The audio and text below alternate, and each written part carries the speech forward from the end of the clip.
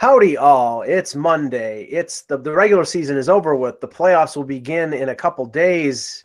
This is what we've been looking forward to for a while because, well, we'll get to that in a second. We'll start with our pre-show stuff because we usually do. Russ, what did you have pre-show? Well, here's what I wanted to talk about because there was always some back and forth going on about the Masters online. But here's the truth about the Masters and the television ratings.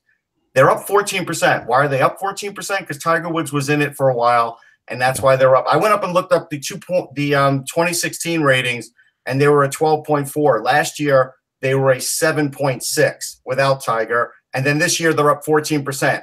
Without Tiger Woods, he props up that sport. He does. I'm not saying they don't have ratings because they do for this, but I'm just saying he props up the coverage tremendously. Now, Peter, I have to say this because, I watch the Masters, even though I'm not a big golf fan. I usually watch the majors just because of the drama. But I've never heard of Patrick Reed. And I know people who follow golf know who he is. But I actually, the theater of the last day of the Masters was how everybody hates this guy. Everybody was rooting for Spieth. Everybody was rooting for McIlroy to catch him. Nobody wanted this guy to win. And it's because of the backstory, because of, supposedly he got kicked out of Georgia for cheating and all this other stuff. And he's separated from his family. Yeah, it's a really weird story. So Deadspin had an article on it that I read today. And it's actually a really good article. It's very fact-based. It's not really, I mean, it'd be really easy to do a hit job given the guy's background and stuff. Sure. It's not. It's just very matter of fact and honest about it. But you know what? The guy's ultra competitive. Yeah. And there's a lot of guys who have been successful in sports who have been outright pricks. Yeah. He's just one in a long line of lists. Like John McEnroe, he was a dink.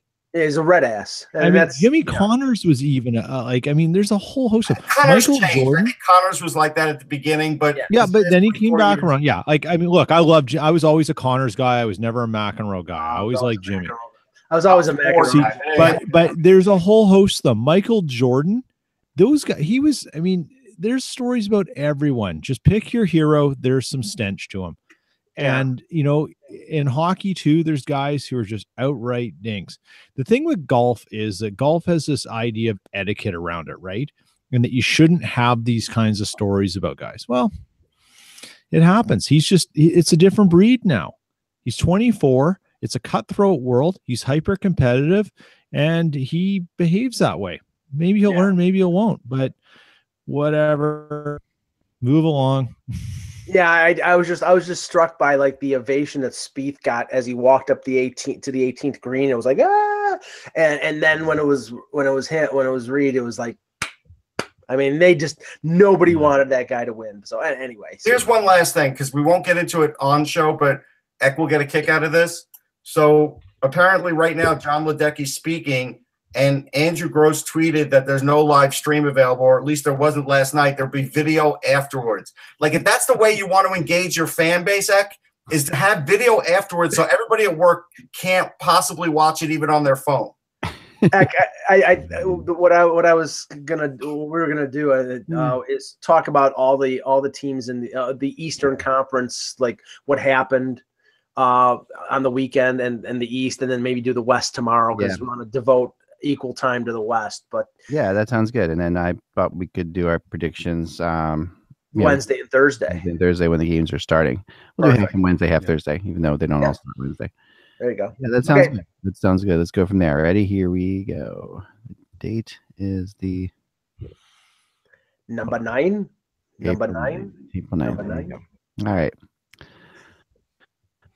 Hello, Hockey World. It's Monday, April 9th, 2018. I'm Michael Agello. I'm Russ Cohen from Sportsology. I jumped. I Russ, you never go before me. Never do. You never. I always let Russ back clean up. I appreciate it, but go for it. I blew it. Yeah. And that would be Peter Tessier. And I'm Eklund. You're watching the Hockey Buzzcast on HockeyBuzz.com. The podcast comes every Monday through Friday, this time to fill you in on the comings and goings in the hockey world. we're going to start. We're not going to talk very long about it, but we have to address the Humboldt situation, the tragedy, because it happened after we were off the air on Friday. And of course, it has just engulfed the entire hockey universe. And I don't think there's much more to say, except we've obviously put all of our prayers and thoughts into it. Yeah. And they've almost raised, I think they've reached $5 million now that they've raised, which is great and amazing. It just shows a lot to the hockey world. And, I'm sure there'll be more coming about it. I think obviously you're the closest to it, Peter, out there to this whole world. It's funny. We heard about it and stuff, and I had to go down to Grand Forks, North Dakota for my son's basketball tournament on Saturday and Sunday. And, you caught more and more in there. I mean, where that accident happened is about 400 kilometers. So about 250 miles from my house. I've driven by Tisdale where it was. It's, it's kind of a desolate prairie place, but today when I was at the gym, I ran into a colleague, friend, and he was talking about it, and he made the real point that there's in junior hockey, particularly junior B hockey, right? Not even the WHL or the OHL. Everyone has a connection to the idea of the long drives, the buses, the trips across some fairly desolate terrain, particularly on the prairies, and even in Ontario and even in Quebec. It's still there. Yeah. And it's a fabric of life. Canada is a lateral country. We're not north-south. We're east-west. The spaces are vast. The life on the road is just a part of what is part of being a Canadian, particularly on the prairies. And it's rocked a lot of people here. There's a lot of connections to Winnipeg. Someone I know, one of his friends was the broadcaster. He was unfortunately killed in the accident. It's touched everyone. It's on the news 24/7 here, and it's a tragedy. In my blog piece today, I didn't really talk about it much. I just sort of said, it's just when the time comes and if you do end up close to it, these people are going to need a lot of space and time to heal. And that's what we have to give them and support. There's nothing else we can do now other than just move on and give them what they need as they need it. I've been impressed by the reaction of people. For the most part, there's always going to be idiots out there, but really for the most part, especially the people in the area. I mean, the people in the area have been phenomenal. The area up there, I found out about it through a really early on. Went through a guy who was coaching a female hockey team that was going to the U.S. championships, and they heard about it. And I don't think we don't always get a perspective of that. At least here in the Northeast, we don't get a perspective of the distance between things. We don't really have a concept. For me, my daughter, she had a soccer game on Saturday that was an hour and a half away by car, and that was like a big hassle. And that that's a home game in Western Canada. If you're only driving an hour and a half, I mean, it's like the differences are astonishing. There's just everything is so much closer together here, and I always say so. The bus trips thing, but even then, my daughter's high school, travels half hour, 45 minutes on a bus all the time. Her high school team will play. Everybody's gone through this. Everybody's been in a situation. It's not safe. And I mean, I don't know much about the buses, but I've always had an issue with the fact that buses don't have seatbelts on them in general. I don't know that mattered in this case, or whatever. But I still think it's ridiculous, that like buses don't have seatbelts on them. I don't understand that law, but No, I don't understand it at all, especially with school buses. Like, it's incredible to me that school buses. Yeah. How could that it is incredible. How could that possibly be? It's sort of mind blowing. Yeah, I mean, kids are getting up, running around, obviously, and they try to keep them in their seats. But how are they not? How you're not locked down, And you have to think that would have made a difference here. I mean, it's like you're on a bus and you're still moving at 75 miles an hour. You're still. It's just amazing to me. So I really, my thoughts go out to everybody. And we'll move on and try to talk hockey again and get everybody's mind off of it. So that's what we like to do around here as best we can. We try to be the relief from all this craziness. But this is a really sad situation, and we're gonna, Hockey Buzz, we're donating money to the cause, and we've written about it a couple of times now. So hopefully everybody out there will help as well. And I'm sure most of you already have, because so many people have done it as we go along here. So. Okay, so let's talk about the playoffs. Okay, and how we got there. And I do. There's a couple things I want to talk about too. Like I really want to. Man, there's so much to go into. The Carolina press conference today.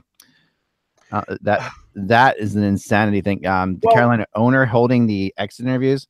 Well, I was going to say, I think even more interesting than the playoffs, and we can talk about that, is the non-playoffs, because some of these teams that had their closing press conferences. I mean, I just heard scant things about the Sabres and like Ryan O'Reilly making some comments about, and I don't know the specific quote, but like he lost passion or this or that. I mean, but whatever. I got that on my list too to talk about, Mike. I have that too. Yep. Okay, I'll you can expound on it, but when I saw the tweet from the Hurricanes, and it was from the Carolina Hurricanes Twitter. It's directly from their Twitter, from their Twitter, referencing their owner Dundon, and the comments that essentially he wants his team to play tougher. I mean, what is going on here? I mean, powerful men have never used Twitter for bad. Saying that, throwing out. I'll just to be fair and nice. What's going on is you have a rookie owner who's not a hockey guy, and he's learning on the fly. That's what you're seeing. And he's pissed off. And he's obvious. And this is what I heard from people who interviewed him. He is not just.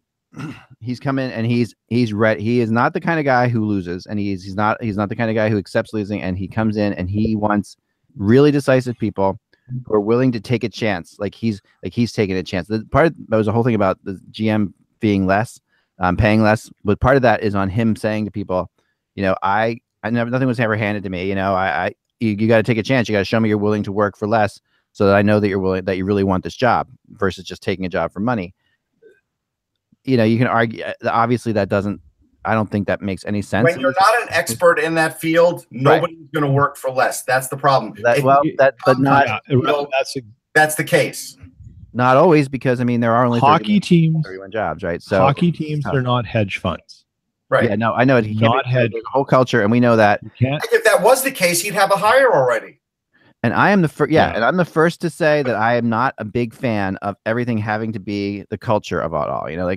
I'm not. I love Canada. I love the hockey culture, but I do dislike the fact that there's this obnoxious element to it to me. That it's like that is like a holier than thou hockey culture, which I don't enjoy. And I've seen it used against Nashville. I've seen it used against And every area is unique. Like every area has its own unique culture, and you as an owner have to understand what that is too. But you can't go so far over the edge, because to me, Nashville did it right. I mean, Poyle did it right. Barry Trotz, Craig Leopold, when he was first in there, they did it right in that they acknowledged the hockey culture, but they also said we are not part of it because we're a different kind of city, different kinds of fans. But they didn't go so harsh against it that and by hiring people like David Poyle, and a lifelong hockey family person, like that, they really brought in somebody who knows it inside out and then knows when to use it, when not to use it. Right. So that was huge. Peter, go ahead. But you're right. You're totally right. The hockey culture thing it's permeated hockey for so many bad decisions for so long in so many organizations. And the idea that you have to be a hockey person, we're Canadian, to be able to run a team or whatever is sort of it's a myth that has to be slowly shattered. It doesn't, you don't need to club people on the head to shatter it. You just need to prove that there are other ways of doing things. And I think hockey's undergoing that metamorphosis. It's just slower than every other sport. I mean, baseball's had it. Yeah, it is slower because this is better than anyone else. Yeah. Football's starting to get it in a more way. The NBA's had it for a while now as well. And hockey's sort of getting it. The challenge, I think, with hockey is that it's a sport that doesn't have a lot of quick fixes unless you got a Connor McDavid, Jack Eichel, Austin Matthews. I'll challenge you. Even that's your quick fix, right? And you have to strategize to get that quick fix and time it and have some luck. But McDavid barely made the but McDavid did make the playoffs. McKinnon barely made the. I mean, even when you have that kind of quick fix, it's such a team sport. And that's what we saw in Vegas, right? It's such a team sport that you can't get around it. So what you're seeing in Carolina's guy is saying basically, and he's, he says that we could have 19 different players in next year, basically no one's safe at all. which Good is luck with that. which bumps Sebastian Aho. I'm a little bit upset about because Sebastian Aho is a freaking superstar. Right. Of course. Well, all I can say is this: if he's intent on like shifting out 18 or 19 of his players, I hope Lou Lamoriello is first in line because I'll take Noah Hannafin right this second. Honestly, I mean, Go ahead. Lou Lamoriello should be doing Jedi mind tricks right now. He should be going in. Lou's always doing Jedi pulling mind out tricks, the Peter. sauce That's and given. just and if you're in Carolina and you see Lou Lamoriello's phone number come up, you burn the phone. You toss it out the window right now. You go far away. Like you run. And you know what? If David Poyle calls you, you do the same thing. Yeah. Like, I mean, just like take the phone away from him. I'm not Cut the internet cords. I'm not against new philosophies or new approaches for running teams, but see, right now, up to this point, Dundon is doing everything that critics previous to knowing what he was going to do thought he was going to do. He's doing a Mark Cuban. And that's the problem. I don't think a rebel like Mark Cuban works in the NHL in the current construct of the league. I don't think that there are going to be managers out there who want to work for that guy. Oh, they can. No, there are people out there. I mean, there's a lot of people out there that want it, but it's not at $425,000 a year. I'll take it. But I'll just say this. Here's the thing. When Ted Leonsis took over as a new owner and a non-hockey businessman, he did it different. I do have some breaking news. Breaking news is John Ledecky says he has full confidence in Garth Snow and Doug Weight. Now, we can talk about that later, but I'm just letting you know this is what he said. Get ready. I'm really sorry. Get ready. You know what? Billboard advertisers. You know what? London could be the guy. Garth Snow, because Garth Snow should be on the phone right now with Carolina, like for whatever he needs. Just get in there. Like, holy cow, that is a crazy thing, Russ. I mean, it's not from a confirmed account, so I'm assuming it's right. But I'm seeing a lot of tech tweets to that direction, so I'm keeping an eye on it. Yeah, let me know for sure. Please do. I'm gonna post that if it's the case. Because I gotta get an actual real. Yeah, I want to make sure because that isn't. I mean, Islanders fans, I wish we could get Dan on. Like, oh my gosh, can you imagine Dan Petru's reaction to that statement? Yeah. Oh my goodness. Remember. Here's another thing. Dundon is doing exactly what I understand. Like, logically speaking, I understand why he's taking this approach or why he's saying these things or why sort of evolved. All right, I do have internal logic of who he is. Sorry, Andrew Gross does say Newsday can confirm, and if Newsday's confirming it, it's a done deal because they had everything on the Islanders. That Garth Snow and Doug Weight have been led to believe they will be back in their roles for next season. That was 9 months ago. I'm sorry. I just. Oh my word. But I did warn Islander fans that Garth Snow was probably going to be there because he is saving the organization money. That's the part that fans don't want to hear. That's the part that hockey people don't want to hear. Right. But that is the part that sort of drives that organization right now until they get their new arena. I have to throw one thing out there. And if Ledecky is smart, which he's not an idiot, the only reason that I'm okay with this is if John Tavares told me that Garth Snow and Doug Weight have to be back.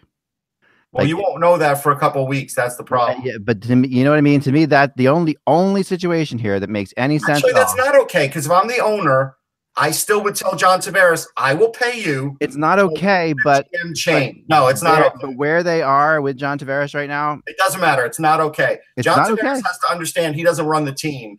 I know. I'm paying you as the owner. No, sorry. But it might not be the case of John Tavares throwing down like an ultimatum. I know. It might just be like Tavares, him going to Tavares and Tavares giving them a vote of confidence himself and saying they're not the problem or whatever. Something, or something like I really think this team has made the playoffs twice in 9 years that John Tavares has been there.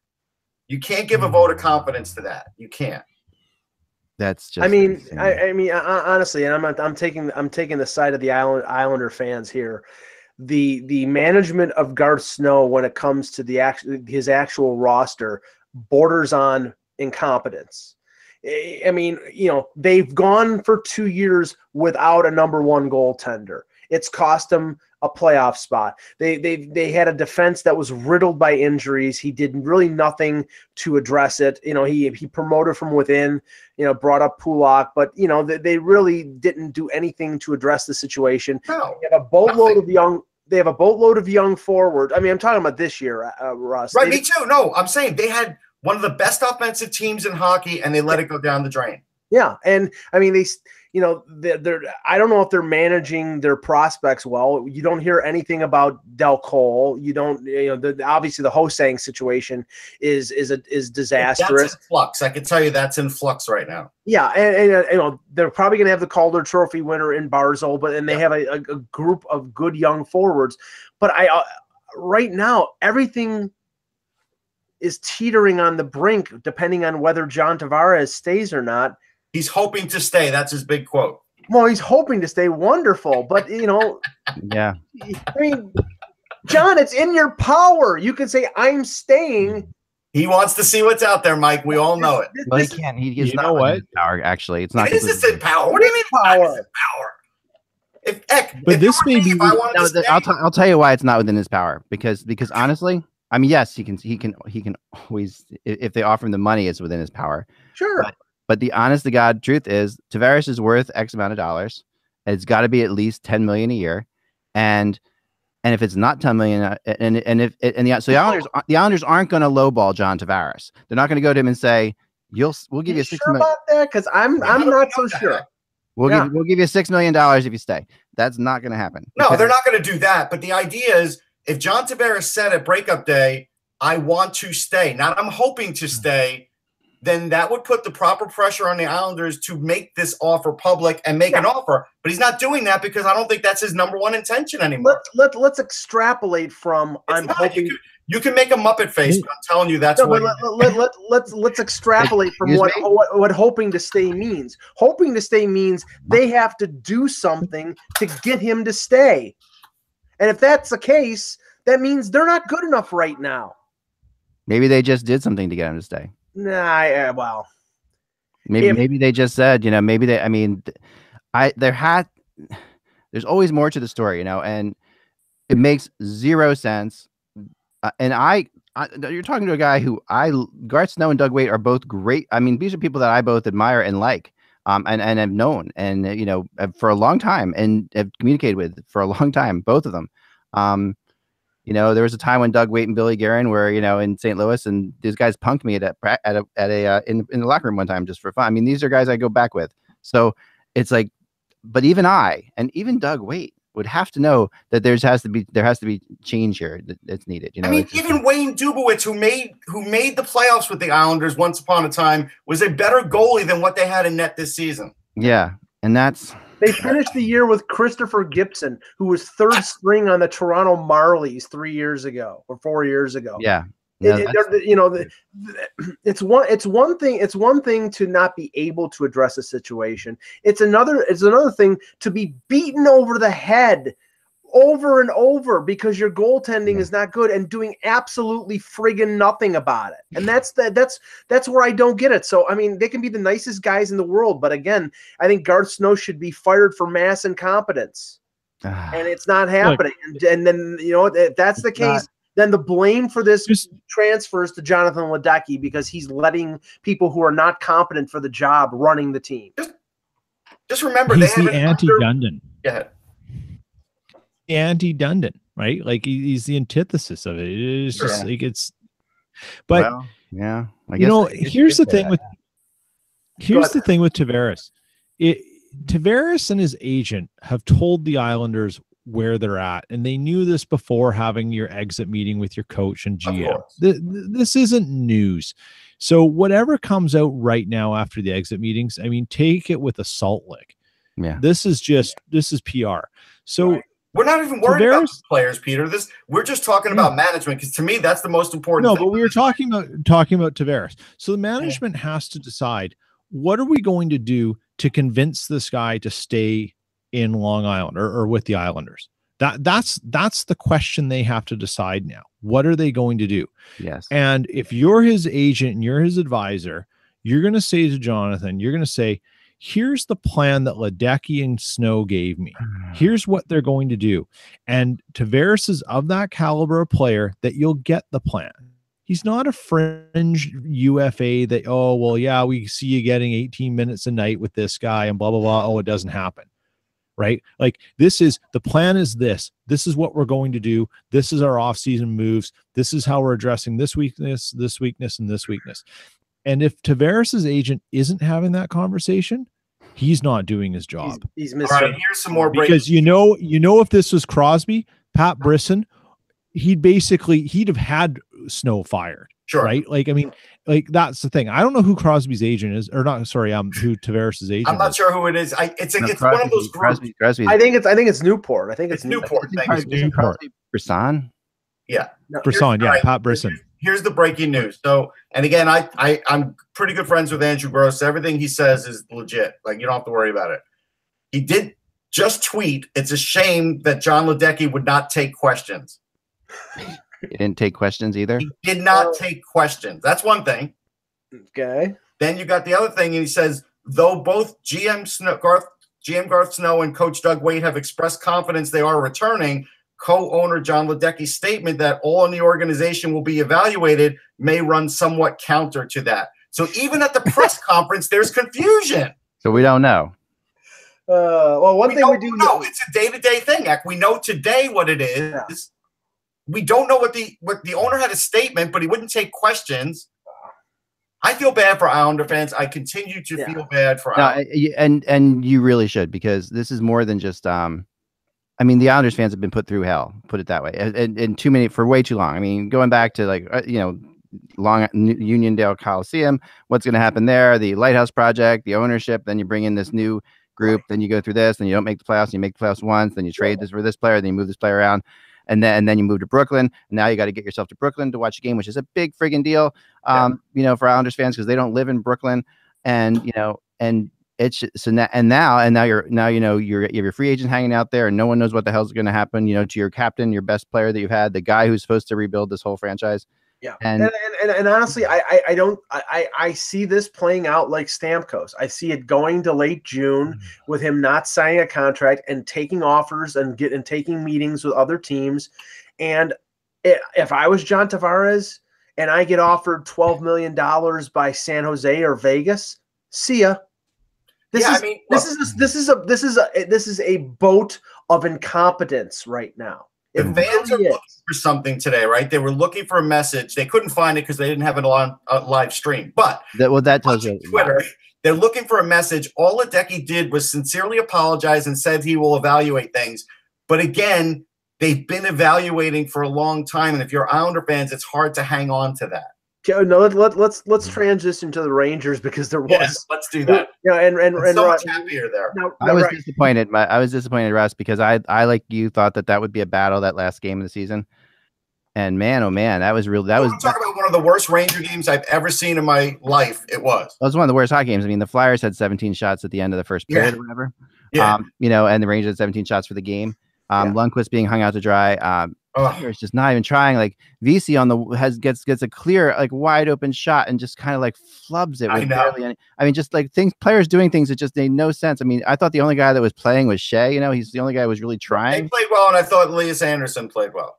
Well, it wasn't exactly like breaking news that AV was going to get fired. Were they told before the game? I mean, it felt like all right. So here's how it broke down. This is what I believe happened. Okay. Yeah. So I believe that this game still was important for Vigneault's coming back next year to see how these young guys did against a really good team, where they sort of they made this new move now. He made the most ridiculous lineup changes I've ever seen in my life. He put Buchnevich and Nemestikov on the fourth line with Matt Bolesky.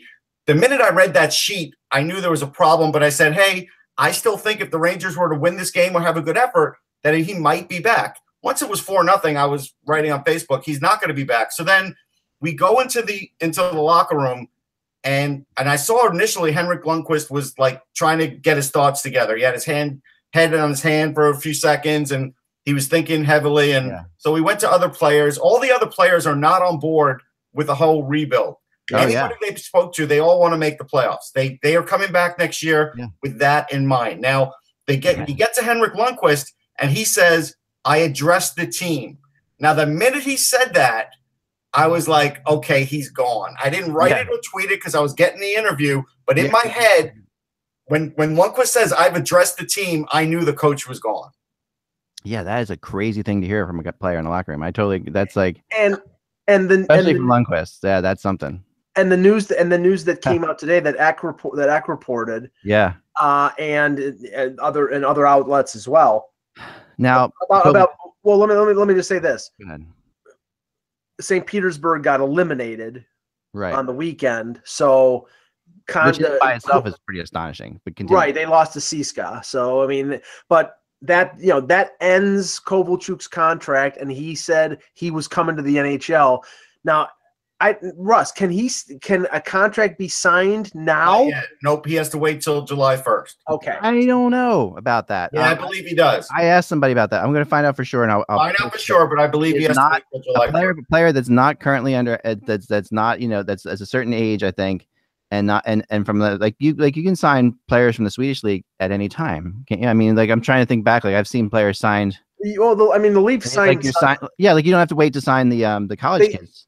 Right, they signed this is a player who was previously in the league. Doesn't matter. Who has to file paperwork to get back into the league, right? Because it's not a clean-cut thing. He's been out long enough. I don't think he has to. I think his rights belong to New Jersey until July 1st. I think that's what I think. His rights until July 1st. That might be the case. I thought it was last July 1st, actually. No, because it was through this season. If he had signed, that's why the Devils tried to trade him last summer. They had the rights for one more year, and that expires at the end of the NHL season, which is the end of June. Now, saying all this, I am not. I mean, I wrote about it too. Everyone's talking about it. I'm still if I was to guess, I'm still about 60% that Kovalchuk's going to sign with the Rangers. Yeah, it's not a done deal. He wants to, right? So I'm sure he wants to. Telling everybody, his agent floated it. I'm sure, and it got picked up by wire services, because it's Kovalchuk. But at the end of the day, there's no way the Rangers are going to agree to some sort of contract with Kovalchuk when they know they're going to have a chance to talk to Tavares first. There's no way they're doing that. Now, if they talk to Tavares and they feel like they can get Tavares, then they might get Kovalchuk too, because then I could see them going in that direction. If they're not going to get John Tavares, I don't know why they would make this move, because to get an old guy for a 3-year deal makes no sense at all. I heard there's no way. By the way, I talked to somebody at the Rangers, and they said they were they said, we discussed it. It's obviously been something that has been talked about behind the scenes. We can't really officially talk about it, but it's never been talked about for more than 2 years. It's been a 1 to 2 year deal. Yeah, I could see that. And it's not so at this point. But it's being reported by a lot of people, and really, people who are just But always joke about what being reported is about. Being reported is that somebody told them that and that all they're doing is saying what they were told. Which could be an agent, and probably is an agent, or probably somebody else. That is a 2 to 5 years. So it's there's all kinds of stuff like that doesn't make any sense. But Peter, the thing is that if they do go out and sign Kovalchuk, what Russ just said about Lundqvist and other veterans on the team not being on board with a rebuild, Kovalchuk signing is not part of a rebuild. It's part of a quick turnaround to contend or make the playoffs next year. Even to be clearer, Mike, it wasn't all just veterans. Like Mika Zibanejad said the same thing. I mean, so unless they gut the Rangers locker room of guys like Zibanejad and Zuccarello, who's a clear leader, and Lundqvist, they're going to have a very hard time selling them on the fact that you're going to lose a lot next year, because they're not going to want to hear it. Peter, go ahead. I don't think the Rangers necessarily are going to lose a lot. They did well on the returns on their deal. They did. They've got cap space, and they've got the ability to do some things. Kovalchuk's not a centerpiece. He's an accessory after you figure out what you're doing. Right. And you're going to bring him in. He's going to take some heat. He's going to buy you some. You're going to buy some goals with him. You're going to buy some offense with him, and you're going to use him in an accessory role. I mean, he's Ilya Kovalchuk, but he's also 35-year-old Ilya Kovalchuk. Yeah. I mean, he looked right, great, like, but he playing against half competition in the Olympics. he was playing against guys who can't even make the AHL right now, and that's right, and that's why, like, when it was floated out there, we pretty much it's a done deal that Van Riemsdyk is leaving Toronto. He's going to go out on a free agent deal in the summer. There was some speculation about Kovalchuk possibly being, the replacement for him in Toronto. Yep. But I don't know how much the Leafs would want to spend on a Kovalchuk, and I don't know if they would want to sign him for more than a year. And if it's a case where the Rangers are offering him 2 years, then and he wants to go to New York, then I'm sure that's going to be the direction he goes. I'll give you an example of what it would be like to me. I'm going to go way back on this one, but people can look it up. The Rangers signing Doug Harvey, who was a guaranteed Hall of Famer when he was on the Canadiens. Yep. The first year as a defenseman, he gets 30 points. The second year, 39. The third year, 2 points. You sign Kovalchuk, you're going to get some sort of points, 50 to 60 the first year. You're going to get 45 to 50 something the next year, and then you are going to get like 10. That's what's going to happen because he's not going to be able to keep this up for 3 more years. Right. That was pre-expansion, right? Then he went to St. Louis. He went to St. Louis after kicking around the AHL for 3 or 4 years. Actually, Detroit has been in St. Louis. Yeah. The deal you want to look at is sort of not. I mean, it's a comparable, but not because they're different players. But comparable is you want to avoid doing what the Leafs did with Marleau. You don't want that third year, right? And Marleau in the latter half of the season. No, he honestly, Peter, he really didn't. No, some of the underlying numbers weren't very pretty. But I'm not saying Marleau. Not saying he doesn't have value. I'm just saying there's reason to think that third year could be exactly what Russ described. Well, there's reason to believe in Toronto that third year he's going to be either his contract is going to be traded to a team like Arizona, or he's going to have a mysterious groin injury and end up on Robidoux Island. But what Peter's saying is true. Like, you can't guarantee anything. Return on the third year. That's what he's saying. We've all had mysterious groin injuries, and we know what that's like. So that's not fun. Yeah. No. Okay. And if Lou is still around, that groin. Oh yes. Oh yes. My favorite expression ever was from Mike Emmerich when saying Mike Emmerich at one point was saying, this guy's a groin injury. This guy's a groin injury, and he said, "Raise your groin if it's not pulled." That was the great joke. I have to say, because we talked about it on Friday, I am proud of the Columbus Blue Jackets, because what was it, Russ? The Devils. Can we talk about the Devils too? Well, yeah, we can talk about the Devils, but they both turned and ran. Okay, both the Devils and Blue Jackets turned and ran from the Pittsburgh. No, I'm sorry. Avoid the Pittsburgh Penguins. Yeah, no, you know what? I think once more than one team did it, I think it was fine. Once the Flyers won that game, because that changed everything. So once the Flyers were in third place, neither team wanted anything to do with the Penguins. Both the backup goalies. I mean, Corey Schneider is a great goalie, but he's the backup. He plays. They don't play Bobrovsky against Washington, which is actually a team Bobrovsky plays really well against. Right. And then against Nashville. Sorry. I'm sorry. So with Washington, it was New Jersey. Yeah. So scratch that. They don't play Bobrovsky in general, but the all you had to do was watch the third period of the Columbus Predators game to understand what was happening. It was I did. It was the worst period of hockey I've ever seen played. It was equivalent to preseason at its worst. It was both teams dumping and chasing the puck all the time. No one following up on anything. The Predators not willing to get hurt at that point, of course, because what's the point? The Blue Jackets really not wanting to tie it. Now it wasn't Tortorella with the Rangers at one point and won a game that put him into a playoff against the Penguins. I was trying to remember this in my head, but it was. Yeah, I don't know. You mean because of the win? Yeah, because on the last day of the season, or was that Vigneault? I don't remember that. Maybe it was Vigneault 2 years ago, right, where the Rangers went out and actually won a game and ended up playing the Penguins. Yeah, I think that was with Vigneault with the Penguins, and then they won Game 7 in Pittsburgh. Right. No, I think it was a couple years ago because they lost the series. That was when they got beaten by the Penguins pretty bad. It was that year when they lost the series. It was that year when Detroit, Philly, that's most Boston. of the years, Mike. Yeah, Detroit, Philly, Boston, and the Rangers all in the last weekend of the season could make the playoffs, and the Rangers ended up winning. Yeah, I do remember that scenario, whatever year that was. Yes, and the Penguins went on to win the Stanley Cup, and so I and I'm not saying that Torts would ever lose a game. And I'm not even saying you can ask a team to lose a game, but I'm just saying that there was a definite, and I can't even blame the team for losing a game. Your percentage of winning went down when they took those guys out. That's what it is. I'm sorry. It's smart. When you smart. I have no problem with it. Yeah, when you continue to get your butt handed to you by a particular team, and you have a chance to avoid that team in the first round of the playoffs, and to play a team you have a chance of beating, I'm doing it. I'm not saying I'm throwing the game, but that's why I said find a Columbus accountant and put them in goal, because that would have made a whole bunch of sense. I was upset with New Jersey unless you're playing the Jets. yeah, because New Jersey, unless you're playing the Jets. I was upset with New Jersey because New Jersey legitimately has played the Penguins incredibly well, and I thought we'd get a great series. Now New Jersey also has played Tampa really well, so New Jersey, like I've been saying for weeks, New Jersey's is the terrifying team at the bottom because they had a good half decent record against Boston, but they swept both Pittsburgh and Tampa this year in the regular season. So talking about craziness, so I mean they're going into Tampa with having swept Tampa. So the way things played out in the Atlantic this weekend wasn't hilarious. It was just, first of all, that makeup game.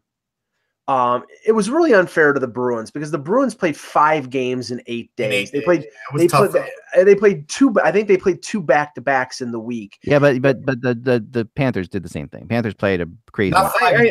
I know, but the Panthers ended up being out of it at that time. Like if you talk about the worst period that we saw, it was the third period with Florida and Boston yesterday, where Boston was out shooting them 22-3. Well, you gotta remember Barkov was out those last 2 games too. Right. I mean, they were.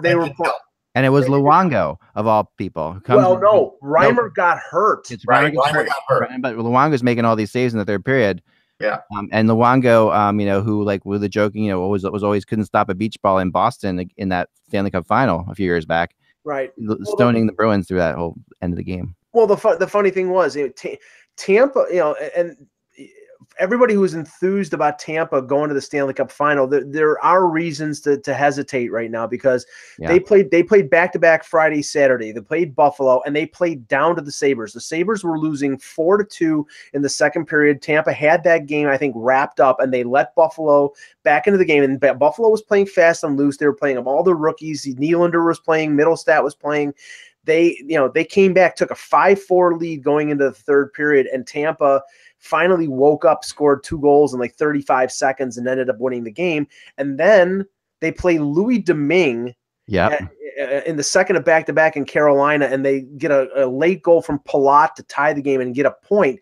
And when Boston beat Ottawa, I'm thinking, okay, all Boston has to do is, Florida is going to mail it in on Sunday. Well, Florida didn't mail it in, and that's the thing. Yeah. But Boston had chances to win that game, but I think they were so spent in the fifth game in the last 8 days that they really had nothing left to come back with. And Florida was good, man. Florida was so good down the stretch. I mean, they had a 3-game losing streak like with about a week ago, right? And that killed them. Otherwise, Florida is too good to not be in the playoffs. That team, when you watch them play, I mean, they beat Boston twice, in what 3 or 4 days or whatever it was.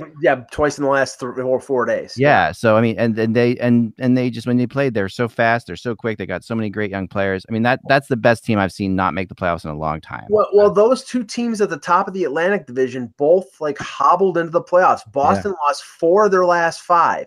Yeah. They lost to Philadelphia, they lost to Florida twice, and they lost to Tampa. And then Tampa, they almost lost to Buffalo. And they lose in overtime to Carolina. We don't know the status of Stamkos going into the playoffs. Nobody does. Yeah, nobody does. They set him out the last 3 games. Well, talking to somebody there that he's going to be fine. He's going to play. Well, we know he's going to play. The question is, what Stamkos is going to play? It could be 60% Stamkos, and that's better than most people out there. Yeah. But honestly, that team needs based on what I've seen over the last few weeks, they need 100% Stamkos because Vasilevsky is not the Vasilevsky from early in the season, and they're not playing well. No, but he still had a really good year. He did.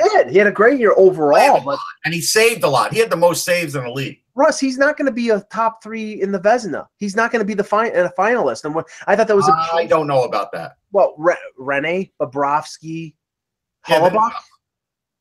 Hellebuck? I mean, Hellebuck will definitely be in there. Yeah, I think Bobrovsky might be on the short end on that one because I think Vasilevsky made a lot more saves than Bobrovsky did. Fleury? It's between Rene, Fleury, and Hellebuck. I think that would be my bet. Yeah, Hellebuck's definitely in there. I voted Hellebuck as one of the 2 All-Star goalies. I did.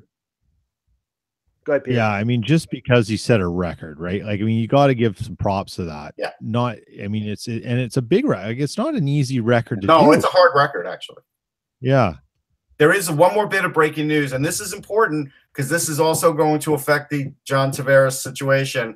So Brian Heyman, a reporter out of New York, did get a quote out of John Ledecky and asked him about the new proposed 17,500 seat arena in Ronkonkoma, which is out on Suffolk County. They showed a picture of it today online. I saw it, and he said, I don't have a reaction to that. We're completely focused on Belmont, but I can tell you now that I don't know what's going on and why there's another arena going up, and all that can do is slow down the Belmont arena. That's the way I see it. They're gonna build one in Suffolk. Yeah, further away.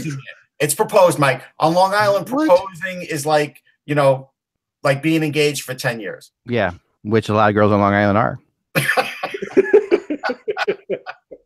So I wanted to throw out something. Wow. Sorry about that. No, I had the sound effect. I wish I had that rim shot. I know. I dated a girl from Long Island for a while. So. That sort of just flew right over my head, and then whoa. Yeah. No, I just know. I mean, all you have to do is watch reality TV to know that, right? Come on now. So I want to try something with you guys because I think we've gone through this pretty well now. We know who's playing who. We're going to get into the previews of that. But what if the playoffs were 1 versus 16?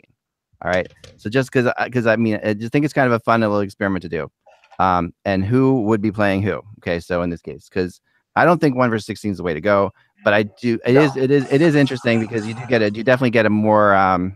It definitely matters more, and you get more of a lopsided. I mean, we're all old enough to remember the. Oh yeah.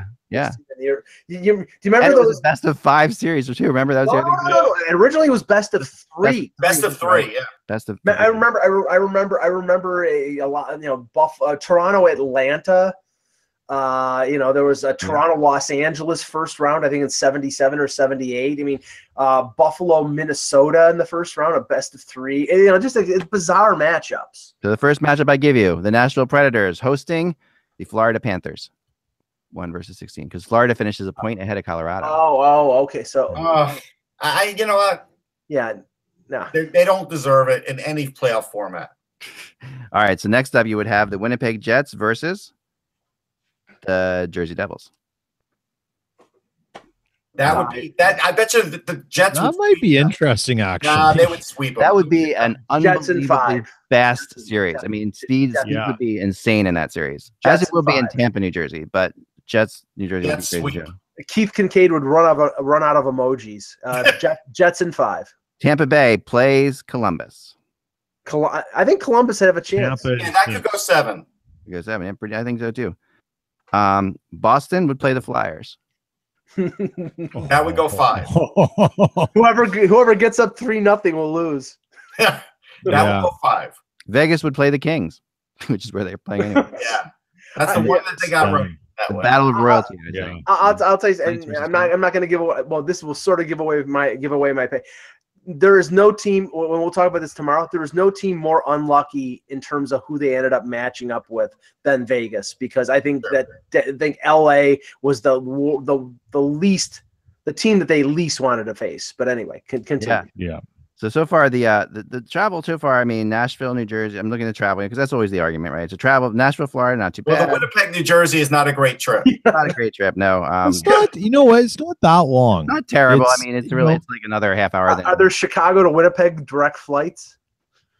I mean, no, there are not.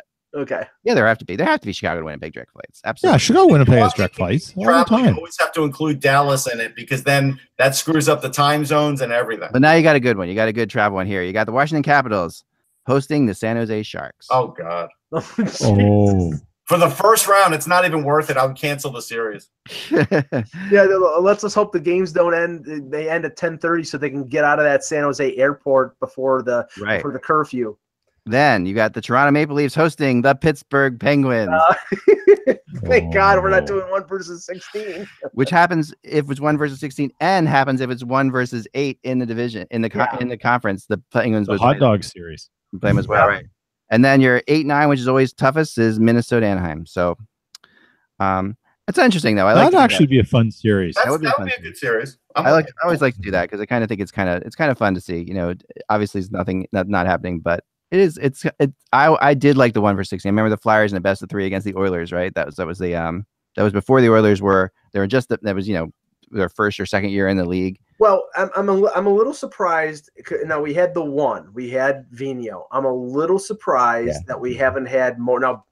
According, Ken Holland signs a 2-year extension with the Wings, and the indications are that Blashill is going to stay. Which is ironically probably the amount of time that until Seattle comes in the league. So no, it's not ironic, but anyhow, Holland could still be. But no, I actually think it's more. I think it affects him because a 1-year contract would make more sense. Maybe he can get out. Yeah, because I thought the same thing that you thought. But the thing is, honestly, you need a year.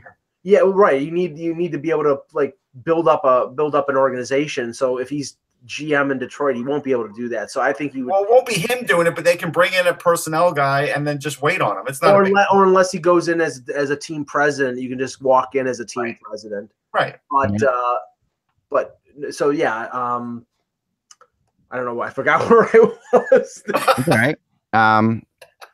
So the Rangers have relieved. You guys said the Rangers. The coaches. I'm sorry, the coaches. The Rangers along those lines did also relieve Scott Arnell and Darryl Williams. But not Lindy Ruff.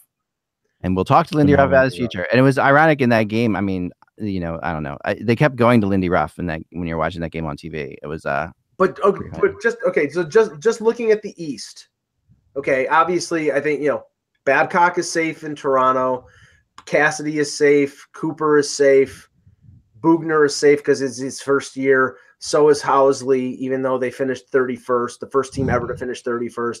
Is Claude Julien their fault? No, but that's what that's what they're saying. That's what they're saying on local radio. They're the first team to ever finish 31st. Is Claude Julien is Guy Boucher safe in Ottawa? Yes or no? Yes. Yes. I was told yes, but I mean that's still. I'm a little surprised. No, simply yes, because they won't want to pay to hire anyone else. Yeah, that's right on target there. I think so. That's what's happening in a lot of these cases. Players do like him. Well, some of them don't. No, I know I will say this, but in fairness to like Islander fans, I don't think Doug Weight is a lock for next year. I think that's still in flux. I believe. Yeah, well, that makes sense. Does Doug Weight even want to come back? That's why I think it's in flux, Peter. I think after they have these exit interviews on that for a while, maybe it'll change. No, I think Julien is safe in Montreal because they signed him to the big. Yeah, they're not making that change in Montreal. Right. No way. No, Julian's. No, they can't make that change. And I do think Montreal, though, is going to make a ton of changes this summer. So, I mean, I wrote about today, like, to me, this is the summer of Tavares, Carlson, and Montreal, because I think those 3 things you're going to see lots of. If Montreal wants to make meaningful changes without changing the coach or GM, they need to look in their scouting department. That's all I could say. That and the fact that they better lower their price a little bit on Pacioretty, because I was talking with some reporters on the weekend, and the prices that they were asking for Pacioretty at the deadline. We heard it was widely reported they were asking for Gabe Velarde and a first-round pick from Los Angeles. They're looking for young centers, and you're not going to get a young, 20, 21-year-old center for a good winger who's got 1 year left in the contract. He's a rental. That was reported by Montreal. Los Angeles had nothing to do with that. I think during the moving up to the deadline, we were all pretty certain that given Pacioretty's contract, what they wanted, because that had been out there for a little bit, that the ask was high. That this is an off-season move when there's a lot more flexibility. So that doesn't surprise me that they're going to hold on to it for a little bit, like Mike, to keep the price high until they understand what else is out there, right? There's no reason to back down from that. Whether they should, that's a different story. Right. But they might as well keep it high. So Russ, because playoffs is when you get exposed in an area, and all of a sudden a GM thinks, if I solve this problem, Right. Here's how I solved this problem. I'm okay. And weird deals happen. So Russ, you think Waite is safe in? No, I'm saying I think they're going to want to talk to him, and he's going to want to talk to them, and then at the end of the day, we'll see if they all still agree. That's what I'm saying. Okay. What about Bill Peters? Yay or nay? I thought originally nay, and I guess because Dundon spoke today, maybe it'll take a couple more days to figure out what's happening with Peters. I still think he might lose his job. I think he will, because because you're talking, and I don't think it's necessarily fair to use his job. No, I think he's a good coach, but I just think somebody's gonna get a really good coach from him. Like he's gonna end up being, and you can see him. I can see him ending up back in Detroit at some point. Like I could see that. Well, I was gonna say, honestly, if he loses his job and he doesn't get a head coaching job with another team, I wouldn't be surprised if he ended up an assistant coach in Toronto. He's very close with Babcock. One of their assistants, DJ Smith, is a candidate for head coaching jobs. He's being, he's well thought of. And if he leaves, I wouldn't doubt that Peters could go to Toronto for a year or two. If he doesn't go to Detroit, though, because I think that well, it all depends if they keep Blashill, they're not going to bring in Peters to like hang around. Yeah, no, I know. The Rangers brought Lindy Ruffin. Yeah, they might. I mean, it depends if there are any openings, or not. Like, if you're going to be an assistant coach, you want to be an assistant. I think he'd rather be an assistant coach. I don't think he wants. I think he's worked pretty hard to get out from under the Babcock thing. So I'm not sure that would be the greatest move for him. Now, do you think Hackstall is safe now that Philadelphia made the playoffs? Yeah. No, he's totally safe. He was safe even though they didn't make the playoffs. Right. I mean, here's the thing about Dave Hackstall. At the end of the day, with all the picking on this guy, he has made the playoffs 2 out of 3 years in a rebuilding situation. His job is very safe. I will go on a limb and say this, and this isn't exactly a risky proposition here. If Columbus beats Washington, Barry Trotz is fired. Yeah. Yeah, I think that's probably the case. I think that's safe. I think that's accurate. And we'll talk more about that series, but I have heard a little bit more today that Holtby is going to be the guy, and it's not going to be Grubauer. That makes sense. But a lot of people even last night I was watching NHL Tonight, and all 3 people said it's going to be Grubauer. But I think that I've heard today that Holtby has an unbelievable record in the playoffs. I mean, unbelievable, not record, but unbelievable statistics in the playoffs. Like his offense it's not Holtby's fault. His team doesn't score. Here's an amazing statistic for this year, though. He had no shutouts, 0. And he got pulled from a game. I think it was 8 times. Yeah, I mean they could move away from him, but I think you start off with him. And yes, you start off with him, and if he falters, then you go to Grubauer, and if he falters and they go to Grubauer, then Holtby, I think, becomes a trade commodity in the offseason. So before we end this thing, I want to talk about O'Reilly here, like we talked about earlier, and some of the crazy quotes coming out of this article today. It was in the Buffalo News. Go ahead. Just breaking news again. Jeff Molson making comments at the Montreal Canadiens. He says status quo is not acceptable. Okay, great. What are you going to do if John Tavares will not go to Montreal, which I don't think he will? What are you going to do? Yeah, what are you going to do? Something, because otherwise it'll be status quo. Trade Carey Price. That's not going to happen. Nobody wants $10.5 million. Shea Weber. Here's the thing with Molson. Molson is so hands off that this is just his way of putting a public message out to help deal with things. He is so far away from hands-on. A really good friend of mine is very good friends with Jeff Molson. He's a Winnipeg guy, but he's from Montreal. Like he goes to Montreal and he and Jeff go out and they hang out. Like I hear a lot about Jeff, and Jeff's like, I got other things to worry about than the up and downs of a team. Like I've got stuff like, he's got a business to run. And the team is the team, but he's there because it's Montreal, and you got to say some things once in a while. And, that's Jeff's way of just saying, hey, things got to change, get the public, and I bet you that's been said simply because it's agreed upon to be said. He's really hands off. Again, the anti-Dundon. Yeah. Now I X off the line here. I wanted to So I didn't want to interrupt him about O'Reilly because I wanted to talk about that before we go. But I didn't see the exact quote. But all I know is I heard other reporters talking about O'Reilly and his comments. And I mean, honestly, the Sabres, their locker clean out and their comments. I mean, obviously nobody's happy with finishing 31st overall. That the organization realizes that changes are going to be needed. Okay, Ak, what did? All right, here we go. So sorry about that. Got a little package man coming to my house there. We're in the mindset. This is O'Reilly. We're in the mindset of just being okay with losing. I feel it too. I think it's really crept into myself over the course of the year. I've lost myself a lot, where it's just kind of get through, just being okay with not making a mistake. That's not winning hockey at all, and it's crept into all of our games. It's disappointing. It's sad. I feel throughout the year I've lost the love of the game multiple times. You need to get back to it because it's just eating myself up and eats the other guys too. It's just eating us up, and it's tough. So that's a lot.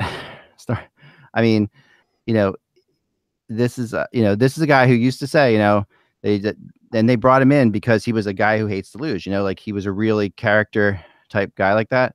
Right, but when you get beaten over the head constantly, and literally this year with the losses on their defense, with the inconsistent goaltending, with injuries, losing Eichel for a time. I mean, everything that could happen that was bad happened. Right. So, and I can understand the mentality of a player who just is, sickened by losing and is almost feels powerless to be able to change it. He's going to the World Championships. He's for Canada. He's hoping that kind of helps get his love for playing back. It's funny, like the culture losing kind of comments, we've heard that out of Edmonton. Yeah. It was a little bit in Winnipeg too for a while, even though they did have that one playoff appearance in 2015. There's a little bit that was seeping in here. And one of the things Paul Maurice did to address it, and this is sort of looking in hindsight, was he said, we've got our youth injection happening. So we're going to let you guys play. And if you guys don't win, you're not going to hear about it from me. You're going to hear about it from the learning point, but you're not going to hear about it from the W or the L in the column.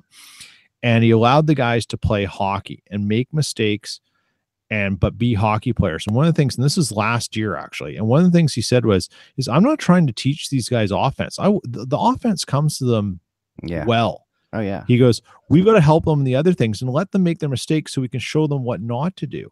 Yeah. And I think part of the problem is when you have guys like O'Reilly, who's still relatively young, but then you have the Eichels and all the youth in Buffalo, you get too caught up on the W's and L's. And rather than letting these guys play and just fix the stuff you need to fix and not worry about the things that their God-given talents and know-how knows what to do. I think you got to let them enjoy the game. Yeah, I think the problem in Buffalo is that they brought in players for leadership, and either the players were injured or not leaders, and that stunted their growth. Kane, Bogosian, Josh Georges, Cody Franzen. They brought this group in of mid-20s, even 30-year-old guys, Brian Gianta for a time, and it really didn't help, the maturization process of those young players. And now I think they really have to go back to the drawing board and do that again, but get the right people, because they need leaders. They need veterans who can show by example what you need to do to be an effective NHL player. Yeah. Yeah. Yep. Before we get out of here, crazy stats for today, which I kind of liked. That all 5 franchises that joined the league after 1997, Nashville, Atlanta / Winnipeg, Columbus, Minnesota, and Vegas, are in the playoffs. So like the latest 5 teams, cool. The latest 5 teams to be enter the NHL are all in the playoffs this year, which is really, really rare. The other thing I liked about how someone sent me this from Reddit, which is really good. That and we have 4 of the original 6 teams that are not in the playoffs. They're not in the playoffs, right? Canada's team is the Vegas Golden Knights, which is 61.5% Canadian, the most Canadian of any team in hockey, which is pretty nuts, as far as just straight up Canadian. And the other thing that was really, really interesting along those same lines, because I always like this kind of stuff, this year there were 98 Swedes playing in the NHL, which is the highest amount ever from a country besides Canada or America, for a specific country. So 98 Swedish players in the NHL. So we'll get into more of this fun stuff tomorrow in the next couple days. We'll talk about the West tomorrow. Yeah, we'll talk about the West tomorrow, and then on Wednesday we'll go right into the playoff predictions for Wednesday, and then Thursday the same. I know some of them are going to be crazy wacky, and I also was doing something. I was going through our predictions before the year to see where we got. We'll talk about that later. That'll be good. We should do that on Wednesday or on Friday. On Friday, yep. But we can see what we got wrong, what we got right. I was even trying to take some video out and make a little edited montage for us, which I think might kind of be fun for our prediction show because we all said some really ridiculous things. And I know I got one right. It was Ottawa. Yeah, no, you're right with Ottawa. I can't even remember that. Ugh. Oh yeah. There's some good stuff in there, really good stuff.